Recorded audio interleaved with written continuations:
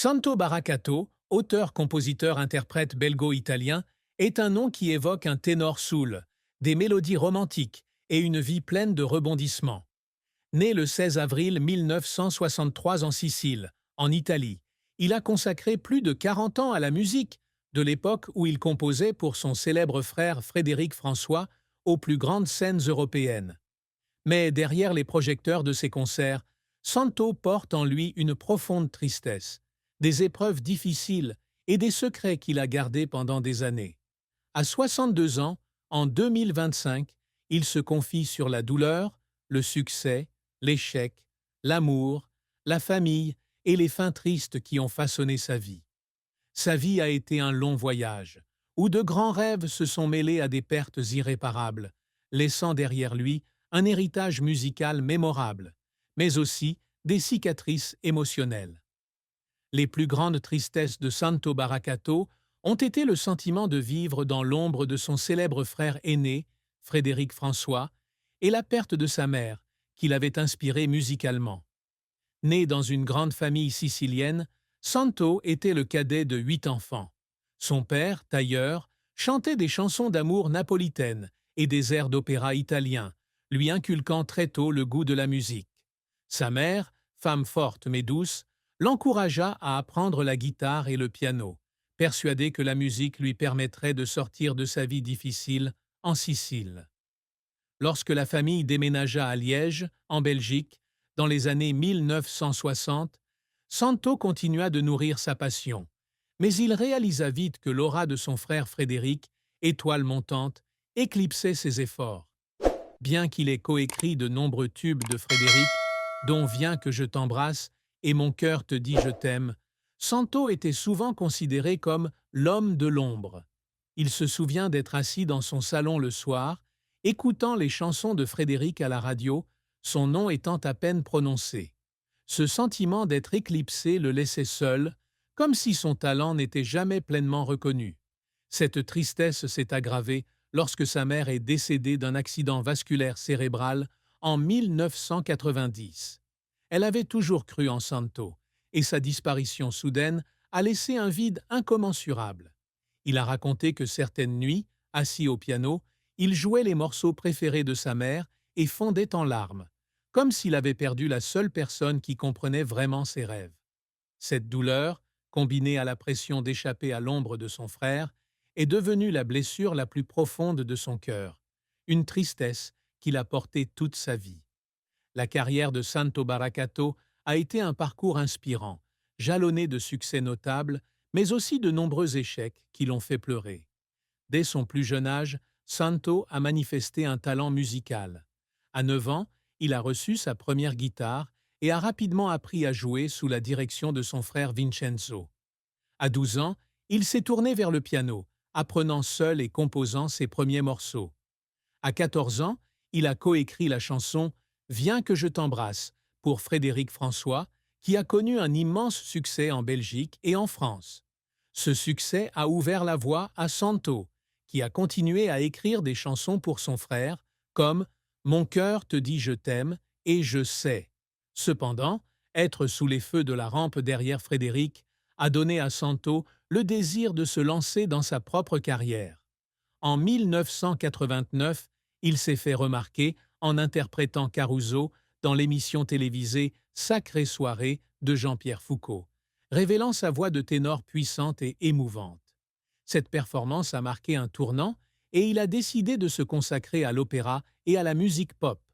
En 1992, il sort le single Amedeo, inspiré du peintre Modigliani, et en 2001, l'album Rinascero, qui remporte un franc succès auprès des fans.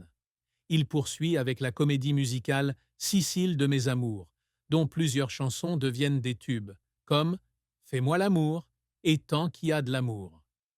En 2014, Santo participe à la 3e saison de The Voice France, interprétant Au Sole Mio et faisant tourner la tête du coach Florent Pagny.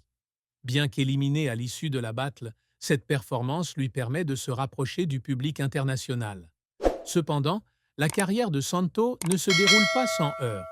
En 1995, il investit toutes ses économies dans un album solo, mais celui-ci ne rencontre pas le succès escompté, faute de soutien des grandes maisons de disques. Il se souvient d'être assis en studio, écoutant des enregistrements ratés et pleurant, car il avait l'impression d'avoir tout misé et que cela n'avait pas payé. En 2003, il fut critiqué pour sa fusion entre opéra et pop, un critique le qualifiant de imitateur raté de Pavarotti. Ces critiques laissèrent Santo en larmes dans sa chambre d'hôtel, se demandant s'il avait vraiment assez de talent. Pourtant, il refusa d'abandonner. Il passa des heures à travailler sa voix, apprenant à allier l'émotion italienne à la sophistication musicale européenne, et ses efforts lui ont permis de bâtir une carrière glorieuse, avec plus d'une douzaine d'albums et de nombreuses représentations en Autriche, en Allemagne, en Italie et en Belgique. La vie de Santo Baracato connut une fin tragique en 2020, lorsqu'il fut confronté à une crise personnelle et sanitaire qui faillit le contraindre à se retirer des projecteurs. Après des années de travail acharné, Santo découvrit une laryngite chronique, une maladie qui menaçait sa capacité à chanter. Les médecins l'avertirent que sans repos ni traitement, il risquait de perdre sa voix, la chose la plus précieuse de sa vie. Pour quelqu'un qui vivait pour la musique, cette nouvelle était une condamnation à mort.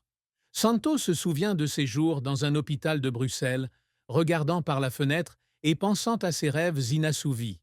Il pleurait beaucoup, non seulement par peur de perdre sa voix, mais aussi parce qu'il avait le sentiment de ne pas avoir vraiment laissé sa marque, étant encore considéré comme le petit frère de Frédéric François. Cette crise le contraignit à suspendre toute activité et à vivre reclus dans un petit appartement à Liège, où il prenait le temps de réfléchir à sa vie. Bien qu'il se soit quelque peu rétabli grâce à la chirurgie et à la thérapie, sa voix n'était plus aussi forte qu'avant. Ce fut un triste tournant, car Santo réalisa qu'il ne pouvait plus performer avec la même intensité qu'avant, et que son rêve de conquérir le monde avec sa voix s'éloignait. L'amour et le mariage étaient une part importante de la vie de Santo Baracato, mais ils étaient aussi le théâtre d'une profonde tristesse. Bien que sa vie privée fût gardée secrète, Santo confia avoir rencontré sa première femme, Isabella, une journaliste musicale belge, en 1985 lors d'un concert à Bruxelles. Isabella, avec son sourire radieux et sa passion pour la musique, attira rapidement Santo. Ils se marièrent en 1988, espérant fonder une famille heureuse. Cependant, leur mariage connut rapidement des difficultés. L'emploi du temps chargé de Santo, avec ses longues tournées et ses longues heures en studio, lui laissait peu de temps pour Isabella. Elle se sentait souvent seule, et des disputes éclatèrent lorsque Santo privilégiait sa carrière à sa famille. Un jour, de retour d'une tournée en Allemagne, Santo trouva Isabella assise seule dans le salon, en larmes silencieuses. Elle lui dit qu'elle l'aimait, mais qu'elle ne pouvait plus vivre dans l'ombre de sa carrière. Leur mariage prit fin en 1995, laissant Santo le cœur brisé de n'avoir pas réussi à rendre heureuse la femme qu'il aimait. En 2000, il se remarie avec Clara, professeure de piano à Liège. Cette relation apporte à Santo une joie nouvelle, mais elle n'est pas sans difficulté. Clara, bien que profondément amoureuse de Santo, s'inquiète souvent de sa santé, surtout lorsqu'il souffre d'une laryngite. Certaines nuits, elle est assise à ses côtés à l'hôpital, lui tenant la main et pleurant, craignant qu'il ne puisse plus jamais chanter. Bien qu'ils soient restés ensemble, Santo admet être triste d'avoir quitté les femmes qu'il aimait pour subir les pressions d'une vie d'artiste. Son plus grand chagrin amoureux est le sentiment de ne pouvoir offrir de stabilité à ceux qu'il aime, et les ruptures et les chagrins d'amour qui lui ont laissé des cicatrices incurables. Le secret que Santo Baracato a si longtemps gardé secret est un album inédit dans lequel il déverse ses sentiments les plus profonds sur la famille, l'amour et la douleur. Cet album, intitulé « Ombre di Sicilia », se compose de 10 chansons écrites pendant ses années de lutte contre la maladie et la solitude. Une chanson, écrite pour sa mère, est une excuse pour ne pas avoir su la rendre plus fière de son vivant. Santo confia un jour à un ami proche qu'il n'avait pas sorti l'album car il était trop personnel, comme un journal intime musical qu'il craignait d'être jugé. Il conservait les enregistrements dans une vieille boîte en bois dans son bureau et ne les ouvrait que de temps en temps pour les écouter afin de surmonter sa tristesse. Un autre secret est son trac, qu'il n'a jamais révélé au public. Bien qu'artiste chevronné, Santo admet qu'à chaque fois qu'il monte sur scène, son cœur bat encore fort et ses mains tremblent légèrement. Il craint que le public le compare à Frédéric, ou pire, qu'il ne ressente pas l'émotion dans sa voix. Cette peur l'a fait pleurer à plusieurs reprises avant de se produire, mais elle le motive aussi à s'améliorer constamment.